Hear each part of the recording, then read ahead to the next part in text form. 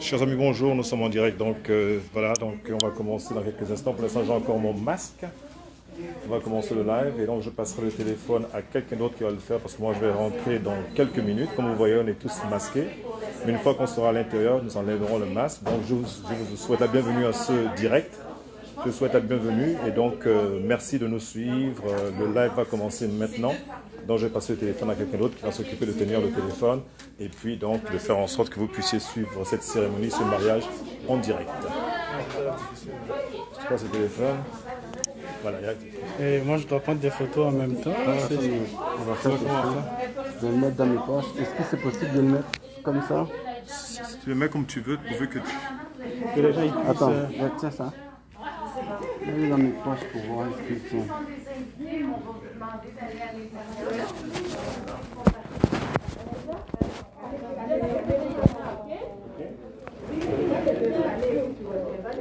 un expédition. Soit tu rentres avec eux, soit moi je les prends.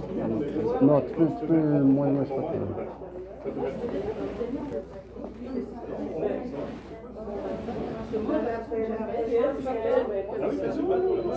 Ah, puis lui peut aller en avant comme ça. Attends. Dès que la musique commence, est-ce qu'on nous voit là-bas? Oui, on te voit. Voilà, comme ça. Ne touche surtout pas au groupe. Tu laisses comme ça et puis tu rentres dessus. D'accord, Gisèle, tu fais super attention à ça. Vous allez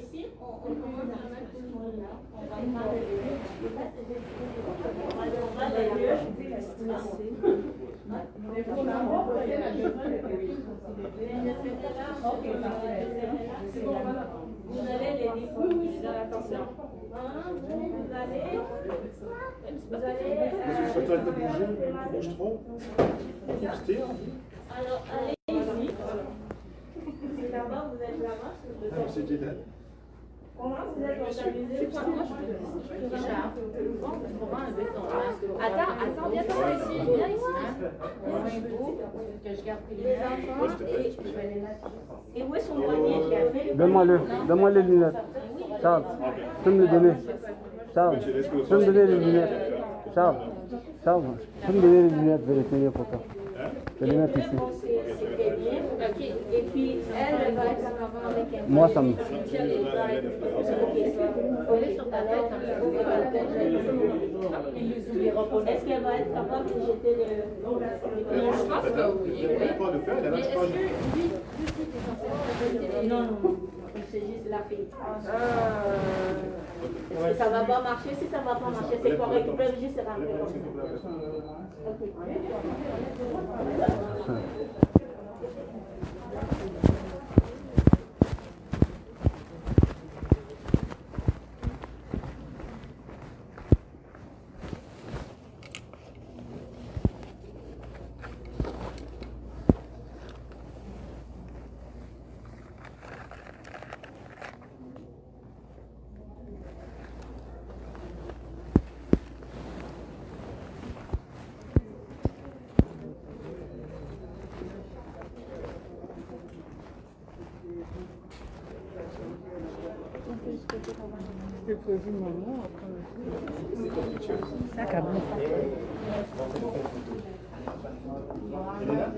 Mets-toi aussi là.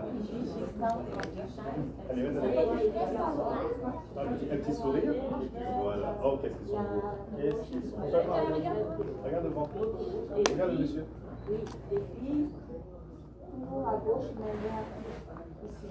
Une autre photo encore, une autre encore. Elle est là, tu regardes le photographe? J'ai là les gars. Voilà. Ah, c'est bien ça. C'est au milieu. Oh, ton masque.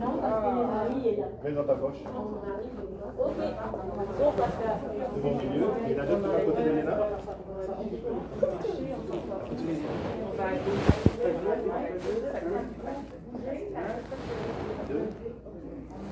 Regarde le photographe. Regarde le photographe. Voilà.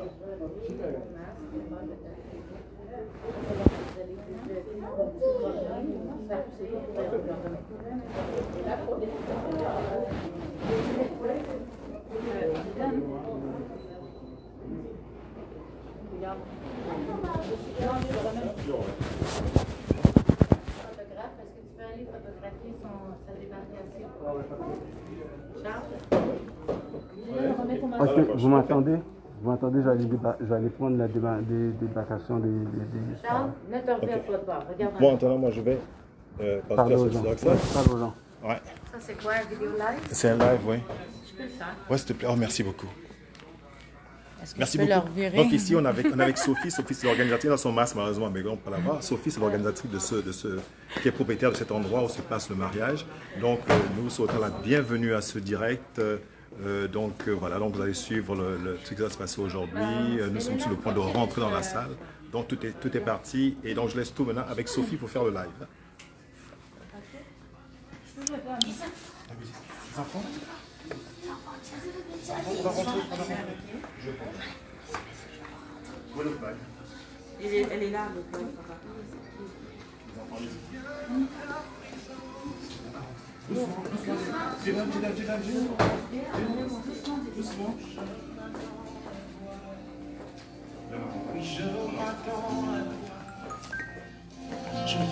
dans ta présence, le cœur assoiffé de toi. Je m'attends à toi, je m'attends à toi.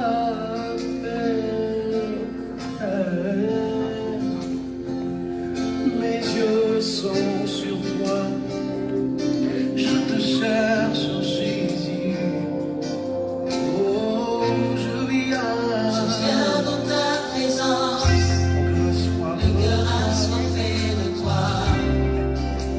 Je m'attends à toi.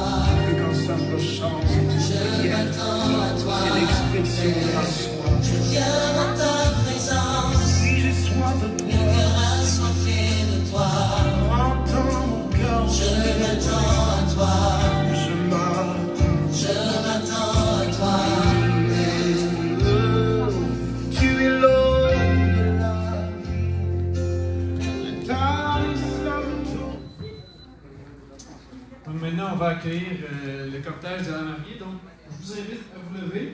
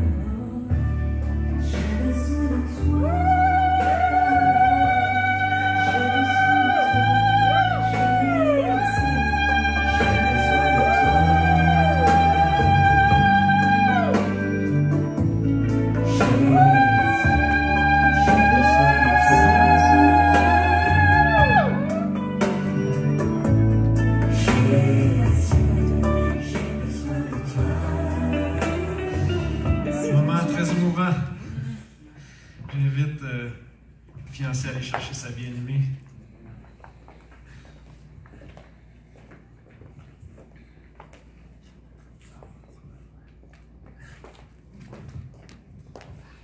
Tu peux lui lever le voile si tu désires.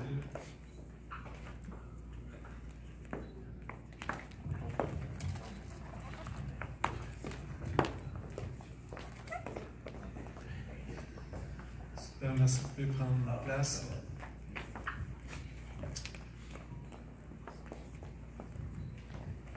Et si vous voulez bien, on va juste ouvrir en prière, juste pour la bénédiction de cette cérémonie. Seigneur, merci. Merci pour ce moment que nous vivons aujourd'hui, pour ce mariage, Seigneur. Deux personnes que tu unis ensemble. Et nous voulons s'unir avec eux, célébrer cet événement avec eux aujourd'hui. Donc, je prie que tu mettes ta main sur tout ce qui va prendre place, non seulement aujourd'hui, mais pour les prochains jours, les prochaines années également. Mais on veut surtout que tu sois présent ici aujourd'hui avec nous, alors que deux personnes s'unissent en ton nom. Donc, Seigneur, c'est dans ton nom, Jésus, que j'ai prié. Amen. Amen. Je vous invite à prendre place. Et les mariés, je vous invite à venir prendre place ici. Moi, je vais aller de l'autre côté pour l'instant de cette cérémonie. Donc, quand vous êtes prêts, juste à venir. Que je fasse là.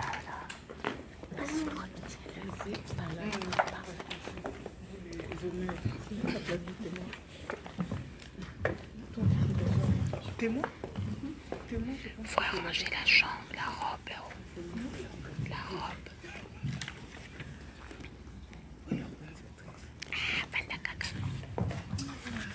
Chère Carole et Charles, à votre invitation, nous sommes réunis ici, devant ces témoins et devant Dieu, pour entendre vos vœux et célébrer votre union dans les liens sacrés du mariage selon l'ordonnance de Dieu et les lois de cette province.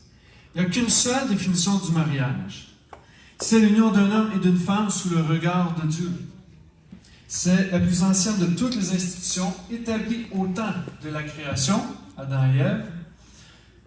Il a été protégé par les 10 commandements aussi avec Moïse et honoré par Jésus-Christ aux noces de Cana où il a accompli son premier miracle. Ainsi, Dieu lui-même a institué le mariage, car le mariage est le fondement de la famille qui, elle, la famille est le fondement de cette société. C'est pourquoi la parole de Dieu déclare que le mariage est un état saint qui doit être honoré de tous. Et c'est maintenant dans cet état honorable que ces deux personnes veulent entrer. Donc, s'il y a quelqu'un qui s'oppose à ce mariage, simplement le dire maintenant, ou sinon, doit se taire à jamais. C'est parfait, on continue. À chaque mariage, ce que j'aime, c'est de partager un peu sur ce que un peu l'histoire des mariés. La prière de Charles. Charles, ça faisait 2 ans déjà qu'il était veuf et cherchait un peu qu'est-ce que tu as, Seigneur, pour moi? Est-ce que je dois me remarier? Est-ce que je reste comme ça dans l'état où je suis? Et il a fait une prière. Il a dit ceci: si tu veux vraiment que je recommence, amène la femme que tu veux pour moi. La femme que tu as pour moi. Et j'aime cette prière, parce que des fois, on veut, c'est vraiment que nous, on a sur notre cœur, sans prendre en considération celle que Dieu a pour nous. Et je crois que le meilleur choix, c'est d'attendre celle que Dieu a pour nous.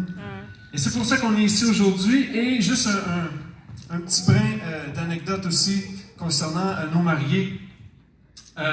Juste avant qu'ils officialisent leur rencontre, il y a une soirée où Charles, justement, faisait une soirée à la maison et il y avait plusieurs invités. Et Carole se retrouvait parmi ces invités. Et à un moment donné de la soirée, il avait besoin d'un petit coup de main, il voulait servir des canapés à ses invités. Et Carole était là, et Carole, avec son cœur de serviteur, un grand cœur, elle dit « Je vais t'aider, je vais t'aider ». Et là, vous savez comme moi comment ça se passe. Aussitôt que deux personnes, on dirait qu'il y a un petit quelque chose là, en commun. Là, on commence à faire des histoires, on est prêt à écrire des livres sur une future histoire d'amour. Alors que des fois, on va un peu trop vite. Mais ça a commencé à cette soirée, et tranquillement, il a commencé à avoir un peu plus d'échanges entre eux. Et Charles a dit la chose suivante, si on commence quelque chose, je vais t'épouser. Il savait exactement ce qu'il voulait. Et aujourd'hui, je suis content de constater que vous êtes ici devant moi. Vous allez vous épouser l'un l'autre dans quelques minutes. Et ils me disaient tous les deux, malgré l'âge, on est content de pouvoir avoir un nouveau départ. Et ça, c'est important. La grâce que Dieu nous fait d'avoir un nouveau départ, en fait. Et lorsqu'il me parlait, il disait, on a hâte de célébrer ça. Pour nous, c'est comme le même sentiment qu'un premier mariage. Alors, c'est vraiment un honneur pour moi d'être là aujourd'hui pour célébrer avec vous cet événement-là. Et j'ai choisi comme texte pour quelques minutes aujourd'hui les noces de Cana, que j'ai dit en introduction, où Jésus a fait son premier miracle. Pourquoi? Parce que dans les mariages, c'est une célébration, c'est un festin. Et puisqu'il voyait ce mariage comme un festin, comme si c'était un premier mariage, on va regarder ensemble un texte de la Bible où on parle des noces de Cana. Donc, je vais lire pour vous. Le 3e jour, il eut des noces à Cana de Galilée. La mère de Jésus était là. Jésus aussi fut invité aux noces, ainsi que ses disciples. Donc, la première vérité, c'est que Jésus célèbre les mariages. Que vous soyez croyant ou pas, Jésus célèbre des mariages. Il célèbre ce mariage aujourd'hui. Pourquoi? Parce que le mariage est un miracle. Je ne sais pas si vous le réalisez pleinement, mais c'est deux personnes imparfaites qui se marient. Et lorsqu'il y a deux personnes imparfaites ensemble, il y a un potentiel de conflit extraordinaire. C'est un miracle qu'un mariage puisse prendre place. Ils ont chacun un arrière-plan, ils ont chacun un bagage avec eux, ils ont chacun une famille aussi. Et aujourd'hui, tout ça s'unit ensemble. Ça ne sera pas toujours facile, ce ne sera pas toujours évident. Mais Jésus célèbre les mariages parce qu'on l'honore lorsqu'on se marie. La définition du mariage, je l'ai dit en introduction, mais je le répète. L'homme quitte son père et sa mère, s'attachera à sa femme. Donc, l'union d'un homme et d'une femme, c'est ça le mariage. Aujourd'hui, on a changé la définition du mariage. Mais le mariage, c'est un homme et une femme. Et c'est pourquoi Jésus, aujourd'hui, célèbre ce mariage. Et plus encore, pourquoi Jésus célèbre les mariages, c'est une illustration même de l'Église. Parce que la Bible va nous dire que l'Église, c'est l'épouse de Christ. Et Christ est la tête et il s'est livré lui-même pour l'Église. Donc, on parle ici, lorsqu'il est allé à la croix, il s'est livré parce qu'il veut qu'on soit réconciliés avec Dieu à cause du sacrifice qu'il a fait pour nous. Donc, à chaque mariage qu'il y a, le mariage aujourd'hui, pourquoi on peut célébrer ce mariage? C'est que ça nous rappelle, il y a une histoire de plus qui nous rappelle ce que Christ a fait pour nous. Jésus célèbre les mariages. On continue le texte. Comme le vin venait à manquer, la mère de Jésus lui dit, « Ils n'ont pas de vin. » Jésus lui répond, « Femme, qu'avons-nous de commun à cette affaire? Mon heure n'est pas encore venue. » La deuxième vérité, la première, Jésus célèbre les mariages, et la deuxième, même s'il célèbre les mariages, on sait que le mariage a ses défis. Tous les mariages sur la terre ont ses défis. Et ici, il avait un défi alors que Jésus assiste au mariage. Le vin arrive à manquer. C'est un constat qu'ils font. C'est en train de manquer en ce moment. Il va y avoir des moments dans votre mariage où vous allez avoir l'impression que la communication manque en ce moment. Peut-être que l'argent va manquer. Peut-être que des relations intimes vont manquer aussi. Il y a un moment où il me semble qu'au début, on connectait, puis là, on connecte. Il me semble que c'est en train de manquer. La collaboration va peut-être manquer. Il y a un constat que vous allez avoir devant vos yeux. Maintenant, on fait quoi avec ça? Et là, la mère de Jésus va lui dire, ils n'ont plus de vin. C'est plus juste un constat, ça va manquer. On a vraiment une difficulté. Là, il n'y en a plus. Qu'est-ce qu'on fait? Il n'y en a plus. Et dans un mariage, ça prenait le vin, c'était la célébration. Maintenant, il n'y en a plus. Il peut y avoir un moment dans nos vies où on a l'impression que l'aboutissement semble être l'échec. Et je veux juste vous dire de ne pas lancer la serviette. Aujourd'hui, on lance la serviette rapidement. Ne lancez pas la serviette. Allez vers Jésus. Qu'est-ce que Jésus veut qu'on fasse? Jésus a une provision pour vous. Je crois qu'il n'y a pas de fin dans le mariage lorsqu'on est pleinement unis avec Jésus-Christ.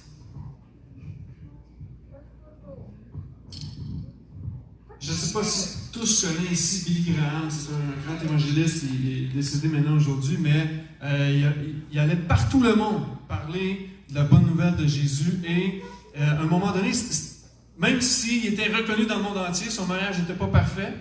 Et on a demandé à un moment donné à son épouse, est-ce que vous avez déjà considéré le divorce? C'est pas facile, un homme qui voyage tout le temps, vous êtes souvent seul. Est-ce que vous avez déjà considéré le divorce? Elle dit, le divorce, non, mais le meurtre, oui. Tout ça pour...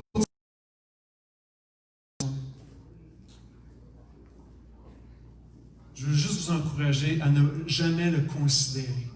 Lorsqu'il arrive à la fin, où il me semble que l'aboutissement est un échec, voici ce que Jésus va dire à la femme. Tu crois que toi, c'est un échec? Qu'est-ce qu'on a en commun dans cette affaire? Tu penses qu'il n'y a plus d'espoir. Ça ne va pas bien. Tu as l'impression que tu vas échouer.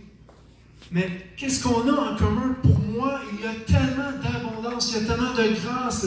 Le pardon, la persévérance est possible en moi. Donc, venez à moi. Et Jacques, quand il dit « Mon heure n'est pas encore venue », lorsqu'on comprend les écrits bibliques, c'est que Jésus avait un temps où il voulait se manifester aux gens pour dire « Voici, je suis le Fils de Dieu ». Et là, ce n'était pas encore le temps. Mais ça m'a fait sourire en lisant, parce que je me dis que c'est comme si Jésus vous disait, vous vivez un petit peu d'épreuve en ce moment, vous allez vivre un petit peu d'épreuve, un petit peu de défi, c'est correct, prenez courage, vous allez voir, mon heure vient où je vais faire un miracle, où je vais me glorifier dans votre couple. Mettez votre confiance en moi. Donc chaque mariage a ses défis, mais voici la suite. La mère dit au serviteur, faites tout ce qu'il vous dira. Il y avait là 6 jarres de pierre destinées aux purifications des Juifs et contenant chacune 2 ou 3 mesures. Jésus leur dit, remplissez d'eau ces jarres. Ils les remplissent à ras-bord. Donc, il y avait des vases. Et lorsque les Juifs étaient impurs, il y avait tout un rite de purification, remplissait ça d'eau et se purifiait avec ça. On sait c'est quoi le rite de purification depuis quelques mois. On rentre dans un endroit, qu'est-ce qu'on fait? On se lave les mains. On a un peu ce sentiment d'être impur et on doit se laver les mains pour être purifié. Et c'est un peu ça. Ici, Jésus a pris une coutume de prendre des vases de pierre qui servaient à la purification puis d'y remplissez-les d'eau. Pour démontrer que la vraie purification, ce n'est pas des œuvres extérieures qu'on peut faire, mais c'est l'œuvre que Jésus fait dans nos cœurs. Et je veux juste vous dire, laissez Jésus remplir vos cœurs. Laissez Jésus remplir vos vases. Les vases qu'on a bien souvent, c'est qu'on regarde notre compte en banque. Voici ce que j'ai. On regarde nos compétences, nos diplômes. Voici ce que j'ai. Voici ce que je représente. Selon les mérites qu'on peut avoir, c'est un peu ce qu'on représente. Mais Jésus veut faire une œuvre de transformation. Apportez vos cœurs devant Dieu et laissez Jésus remplir vos cœurs. Jésus est celui qui purifie réellement. Dans nos défis, nos combats, le Seigneur vient nous purifier parce qu'on veut toujours s'unir de plus en plus, former une belle équipe en tant que couple. Et je poursuis, j'arrive vers la fin. Jésus va dire, puisez maintenant, leur dit-il, et portez-en à l'organisateur du repas. Ils lui emportèrent. Quand l'organisateur du repas eut goûté l'eau changée en vin, il ne savait pas où venait ce vin, tandis que les serviteurs qui avaient puisé l'eau le savaient. Il appelle le marié et lui dit, tout homme sert d'abord le bon vin, puis quand les gens sont ivres, le moins bon. Toi, tu as gardé le bon vin jusqu'à présent. Il ne comprend pas. Dans un mariage, évidemment, on veut offrir du bon vin. On va avoir du bon temps. Le but n'est pas nécessairement de vouloir se saouler dans un mariage. Ce n'est pas ça le point. Mais ici, il ne comprend pas parce qu'il va dire, habituellement, quand les gens ont un verre de trop, c'est là qu'on sort le vieux vin parce que les gens ne s'en rendront pas compte. Mais ici, je trouve ça intéressant. Jésus va offrir un vin encore meilleur. Est-ce que ça veut dire que Jésus voulait qu'il saoule? C'est pas ça que ça veut dire. Il est juste en train de démontrer que le vin que lui-même offre, et le vin va représenter son sang lorsqu'il va aller à la croix, son sang qui va couler. L'œuvre que Christ accomplit, elle est supérieure à ce que l'organisateur du repas ou à ce que le marié peut avoir préparé pour ses noces. Jésus fait une œuvre extraordinaire, une œuvre supérieure à cela. Et je veux juste vous dire que l'œuvre de Christ dans votre vie va être supérieure à tous les efforts que vous pouvez mettre de façon individuelle. Je ne dis pas qu'il ne faut pas faire d'efforts, on a une responsabilité. En tant que mari, on a une responsabilité d'aimer notre épouse. C'est réciproque. Pour la femme, on a une responsabilité. Mais on sait que malgré notre responsabilité, il y a des moments où on va échouer. Il y a des moments où on va chuter. Il y a des moments où on va pécher. Mais l'important, c'est de se rappeler que l'œuvre de Jésus, elle est supérieure. Et il veut nous offrir quelque chose de meilleur. Et la quatrième vérité sur ce point-là, c'est de puiser dans la bénédiction que Jésus a pour vous. Il a offert un vin nouveau, un vin meilleur. Puiser dans cette bénédiction-là. C'est l'histoire d'un pasteur qui faisait régulièrement des mariages et il amenait souvent une Bible au mariage. Et il offrait une Bible au couple marié, mais il s'est aperçu que ça ne valait pas toujours la peine parce que les mariés ne semblaient pas ouvrir la Bible. Alors, un des jours de mariage, il décide d'apporter un parapluie. Et là, les mariés se demandaient, mais pourquoi le pasteur amène un parapluie? Ça n'a pas rapport dans une cérémonie de mariage. Ben, il dit, au moins, en vous offrant le parapluie, je suis convaincu que vous allez l'ouvrir. Je crois qu'on a besoin de puiser dans la parole de Dieu, de l'ouvrir. Parce qu'il y a tellement, non seulement des bénédictions, mais des richesses pour vos vies. Donc, je vous encourage à puiser dans ce que Jésus a pour vous. Et en terminant, tel fut le commencement des signes de Jésus. Ce qu'il fit à Cana de Galilée, il manifesta sa gloire et ses disciples mirent leur foi en lui. Tout ce que Jésus faisait étant pour que les gens puissent croire en lui. Mais il s'est manifesté, c'était pour sa propre gloire, pour démontrer qui il était. Et des fois, dans les mariages, on le fait pour notre propre gloire. On veut essayer de montrer à l'autre comment on est bon, puis on essaie de se valoriser. Ça me fait penser à cette histoire d'un homme marié, justement, où le curé est là, et lorsqu'il y a la soirée de la pratique du mariage, le marié s'approche du curé et va dire, écoutez, quand vous allez arriver à la période où je dois promettre d'aimer ma femme, de la chérir, de l'honorer, tu sais là, tous ces vœux-là, il dit, oh oui, j'aimerais ça que vous laissiez tomber la partie justement que, tu sais, je dois l'honorer, la chérir, tout ça. On peut tout s'entendre. Il dit, ok, il dit, je vous remets 500 $. Parfait. Il y a une entente ensemble. Le jour du mariage arrive. Et là, le curé commence. Il va dire, ok, le marié, Charles, est-ce que tu acceptes d'honorer ta femme, de te prosterner devant elle, de lui servir le petit déjeuner au lit à tous les matins? Est-ce que tu promets de ne jamais, mais jamais, jamais, jamais, jamais regarder une autre femme? Et là, l'homme est vraiment mal à l'aise, il commence à rougir, puis c'est impossible de tout faire ça. Puis il va dire, oui, je le veux. Mais ça a tout pris pour le dire. Et là, à la fin du mariage, l'homme va voir le curé, il va dire, il me semble qu'on avait fait une entente ensemble. Il dit, oui, je sais, mais elle m'a fait une meilleure offre. Je n'ai pas eu d'offre. Je tiens à dire que je n'ai pas eu d'offre. Mais qu'est-ce que je veux dire? On essaie des fois de se marier pour nous-mêmes, puis essayer de répondre à nos besoins, juste nos affaires à nous. Mais ce que Jésus veut faire avec les mariages, c'est que lui soit glorifié. Dans vos difficultés, arrêtez de vous prouver vous-même à l'autre, quoi que ce soit. Venez à moi, regardez à moi, et je vais me glorifier dans votre mariage. Et Carole me disait une chose, lorsqu'on parlait cette semaine, puis elle réalisait que sans Dieu, nous ne sommes rien. Et aujourd'hui, ils s'unissent devant Dieu parce qu'ils savent qu'ils ont besoin de Dieu dans leur mariage. Et il y a quelques versets d'ailleurs que les maris voulaient partager aussi. Et elle réalisait que c'est un mariage, même c'est un miracle, de se remarier à 55 ans. C'est pas toujours évident. Et une façon de remercier Dieu, de juste d'appliquer la parole de Dieu dans leur couple. Ils m'ont donné quelques versets que je veux lire avec vous.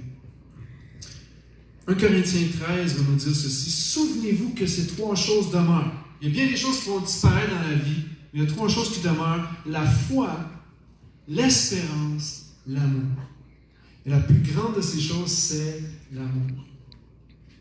Un autre verset dans le même livre, mais au chapitre 16, que tout ce que vous faites se fasse avec amour. Éphésiens 4.2 va dire, en toute humilité et douceur, avec patience, vous supportant l'un l'autre avec amour. C'est des choses pas faciles à faire. Mais la parole de Dieu nous amène justement à rechercher cet amour qui est en Jésus-Christ et permettre de l'appliquer dans notre vie quotidienne en tant que couple. Deux derniers versets. Avant tout, ayez l'un pour l'autre un ardent amour, car l'amour couvre une multitude de péchés. Au lieu de dire que c'est ta faute, mon amour va couvrir ta faute. Mon amour va te pardonner. Un dernier, dans la première épître de Jean, soyez fortifiés, car la crainte n'est pas dans l'amour, mais l'amour parfait baigne la crainte. Car la crainte suppose un châtiment, et celui qui craint n'est pas parfait dans l'amour. Nous aimons parce que Jésus-Christ nous a aimés en premier.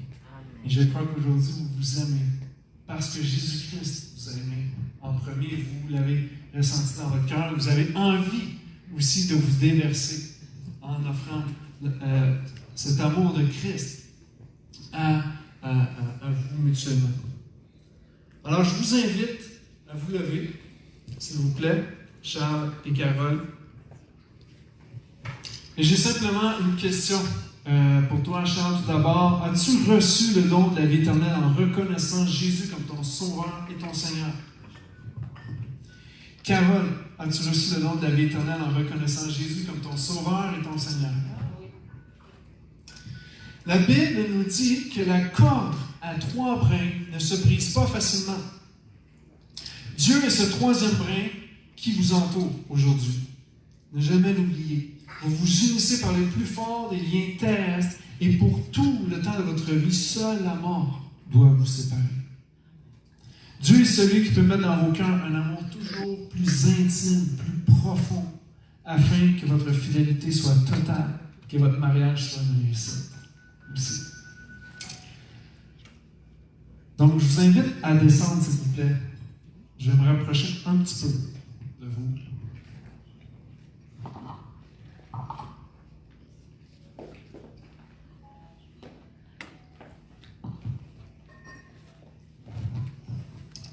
Et pour le bien aussi de la vidéo, juste pour parler fort. Alors Charles, veux-tu prendre cette femme pour ton épouse afin de vivre avec elle selon l'ordonnance de Dieu, dans l'état saint du mariage? Veux-tu l'aimer, la consoler, l'honorer, lui servir le petit déjeuner au lit à tous les matins?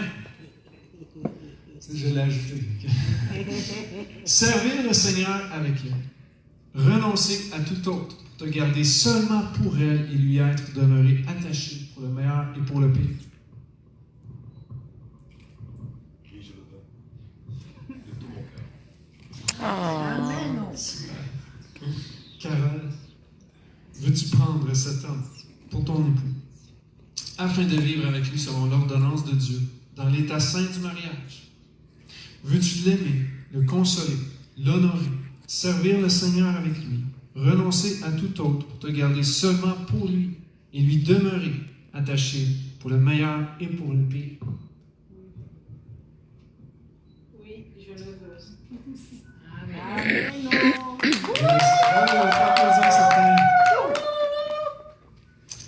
Super, j'inviterai apporter le petit coussin.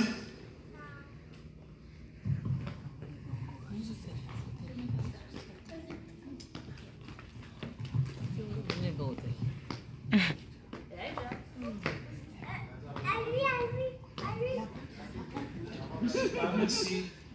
Merci.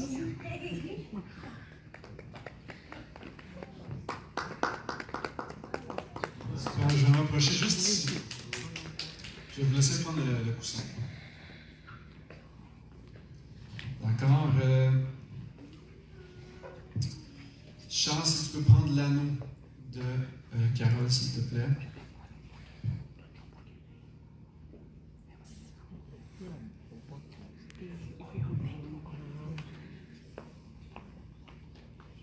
Super. On peut remettre le coussin juste là. Parfait, donc simplement mettre l'alliance au bout du doigt, puis répéter après moi.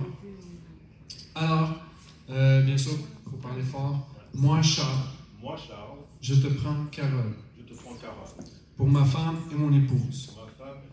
C'est important de regarder Carole. Je te promets devant Dieu que je te garderai dès aujourd'hui. Dans les bons comme dans les mauvais jours. Dans la prospérité et dans la pauvreté. Dans la santé et dans la maladie. Je promets de t'aimer et de te chérir. Jusqu'à ce que la mort nous sépare. Et avec cet anneau, comme signe et gage de ma fidélité, je t'épouse.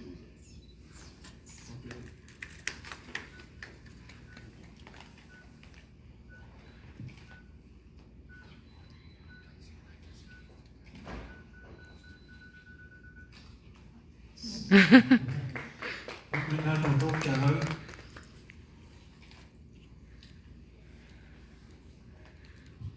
Simplement répéter après moi fort également. Alors, moi, Carole. Je te prends Charles. Pour mon mari et mon époux. Je te promets devant Dieu. Que je te garderai dès aujourd'hui. Dans les bons comme dans les mauvais jours. Dans la prospérité et dans la pauvreté. Dans la santé et dans la maladie. Je te promets de t'aimer et de te chérir. Jusqu'à ce que la mort nous sépare. Et avec cet anneau, comme signe et gage de ma fidélité, je t'épouse.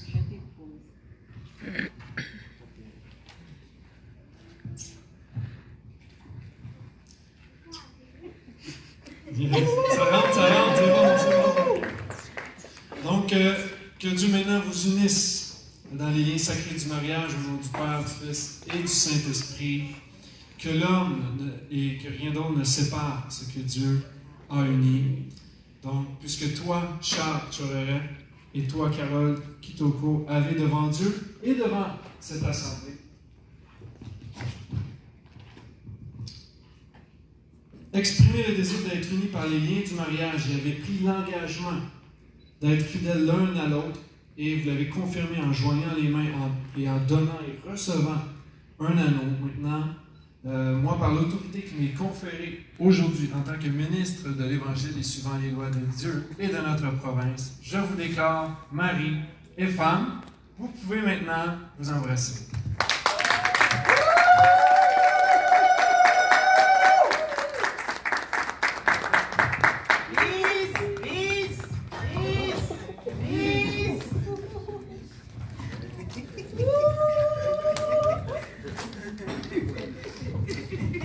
Et si vous en voulez plus, la réception après, c'est là que ça se passe. OK. Alors, je vais vous inviter pour la signature des registres et j'invite également les deux témoins, s'il vous plaît, pour la signature.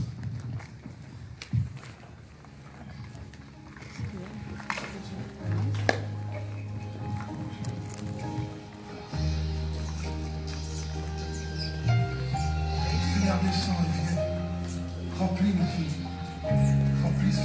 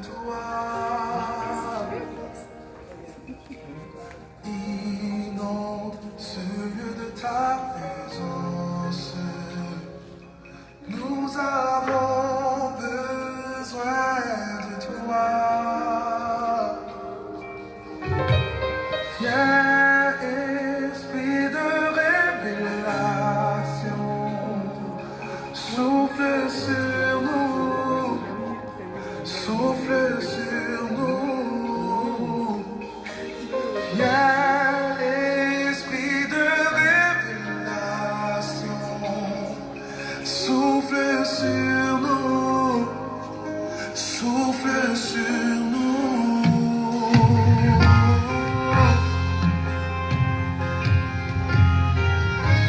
Souffle sur nous, Seigneur. Arrose-nous.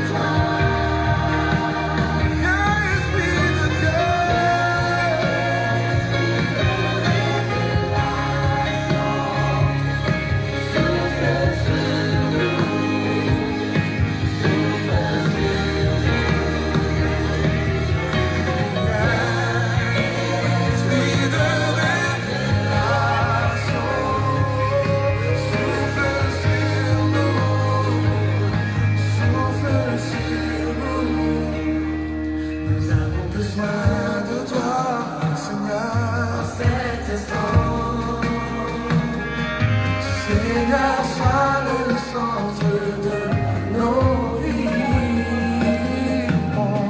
Et comme moi s'élève le chant d'une mélodie, témoignant de ta grâce infinie. Nous avons besoin de toi, roi.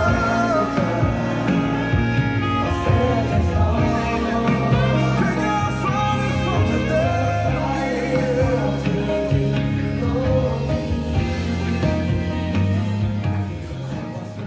Lève le chant d'une mélodie. Témoignant de ta grâce infinie. Oh,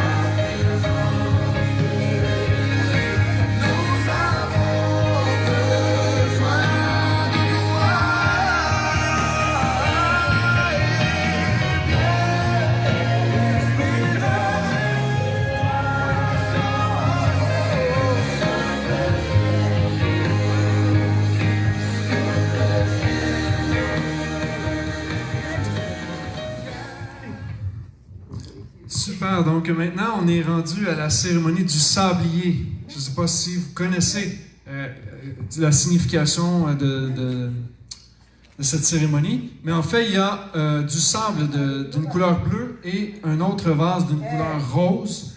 Et l'idée c'est que évidemment Charles va prendre le sable bleu, Carole le sable rose, et ensemble ils vont mettre leur vase qui va tomber dans celui du centre. Donc ça représente qu'il y était deux personnes distinctes maintenant qui viennent ensemble comme une seule chair. On a dit que la définition du mariage c'était que l'homme, son père et sa mère, s'attachent à sa femme. Donc les deux étaient deux chairs maintenant qui deviennent une seule. Donc c'est la signification du sablier. Et en plus, étant donné que c'est un sablier, ça garde un souvenir parce que les deux couleurs vont se mélanger ensemble. Ça va faire un bel amalgame de deux couleurs. Et ça va bien représenter aussi l'image de votre couple. Deux personnes différentes, mais unies pour la vie. Alors, vous pouvez procéder, si vous voulez, un de chaque côté pour que tous puissent bien voir. Je vais juste enlever quelques petites fleurs. Ça, tous vont pouvoir bien voir.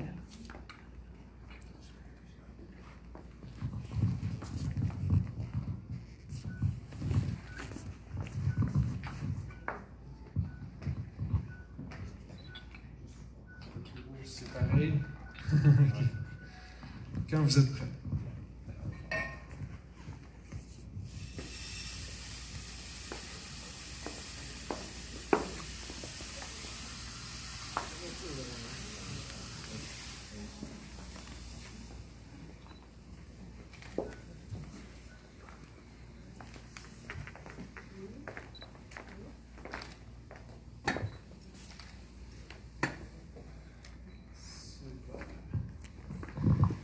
Yes.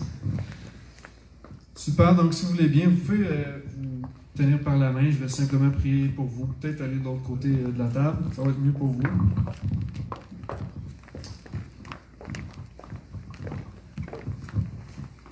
Mais juste avant de prier, une annonce simplement à faire parce qu'ensuite on va se diriger vers la sortie. Il y a des photos que les mariés aimeraient prendre aussi avec vous. Tous ceux qui le désirent, ça se passe au centre de la nature. Et évidemment, le parc est très grand, donc suivez-vous en voiture, ça va, comme ça va bien se faire. Et on revient ensuite ici pour la réception. Alors on va simplement prier. Vous pouvez prier avec moi aussi, vous joindre à moi pour la prière. Notre Père Céleste, merci aujourd'hui pour cette union de Charles et de Carole.